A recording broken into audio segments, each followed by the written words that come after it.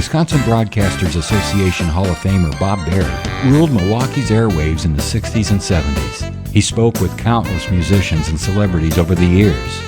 Bob collected remarkable recordings of these encounters, which he's now sharing with the public. Here's Bob. Howard Cosell had a boisterous personality. He once said, "I've been accused of being arrogant, pompous, obnoxious, vain, cruel, a show-off, and of course I am." He was sarcastically named Humble Howard. In one of his sports commentaries, he suggested that Terry Bradshaw did not have the intelligence to win in the league. But in 1993, TV Guide named Cosell the best all-time sportscaster. Howard called many of Muhammad Ali's boxing matches. His most famous championship fight call was the George Forman-Joe Frazier fight in Kingston, Jamaica. That's when he yelled, "Down goes Frazier! Down goes Frazier! Down goes Frazier!" You may remember on Monday Night Football, December 8, 1980, Cosell announced the death of John Lennon. An unspeakable tragedy confirmed to us by ABC News in New York City.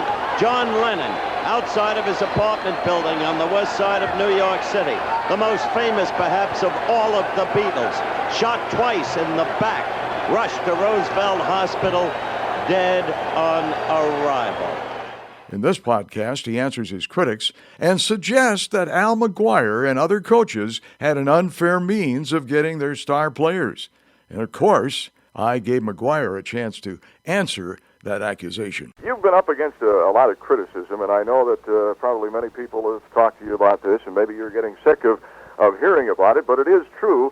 You are a colorful person. And what do you think about all this criticism the sports writers have been throwing at you?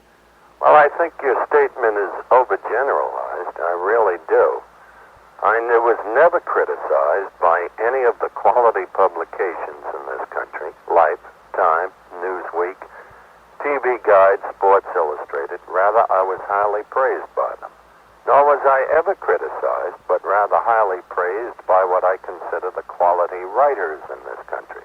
I think you're referring, and I can understand it, to criticisms leveled of a personal nature by what I would call bread and butter sports writers.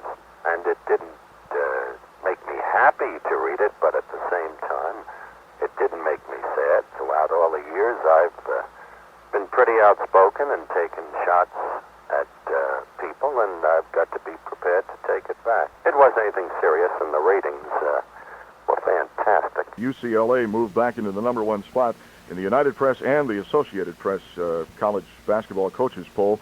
Marquette is second. Now, of course, here in Milwaukee, we think Marquette should be number one. What is your feeling on this? Again, I could turn around and call the people in Milwaukee provincial. But my feeling is that those polls are nonsense. That it's impossible to select any team as number one.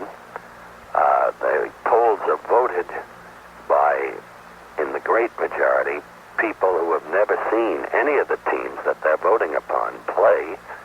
I just think they're ridiculous. I don't know how in this day and age, whether it's people rooting for Marquette in Milwaukee or UCLA in Los Angeles, they can take such matters seriously.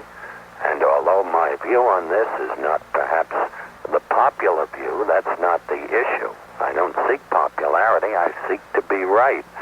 I just think that the polls represent all of the evils and distortion connected with big-time college sports, and I'm dead set against it. Some of the finest players at Marquette come from New York. Let Al McGuire, whom I respect very much, whom I've known for many years, let him explain how and why those youngsters came to Marquette. Let the University of Southern California coach explain how Dennis Layton went to the University of Southern California. How and why is Long Beach State suddenly becoming a national power? Lefty Driesell, the coach of Maryland, actually advertised. Imagine a great university like Maryland allowing this, advertised in the Washington Post for high school players to come to Maryland. This was Al McGuire's response. And then he wants to know how and why your players came to Marquette. Well, I hope that they come mainly to get an education and mainly to use basketball, not let basketball use them. That I know we only have, on our starting five, we only have one ball player from New York City, and I think that most likely has the misconception that our team is loaded with Eastern ball players. This is not true. 3 of my ball players come from Milwaukee, my son being one of them, and the other one comes from Illinois, Evanston, Illinois, junior college transfer. But again, it's awful hard for any man, even Howard Cosell, to stay up on every sport. You know, I don't think that's funny. Bob Berry, WOKY 9092. Thank you for listening to Bob Berry's Unearthed Interviews. Be sure to subscribe and rate our podcast on iTunes or wherever you find your podcasts. You can find all the episodes at WisconsinBroadcastingMuseum.org. Check out Bob Berry's book, Rock and Roll Radio Milwaukee. Book sale proceeds support Angels Kids Fund and Donate Life Wisconsin. The preceding program was made possible by a generous contribution from Terry Vaughn.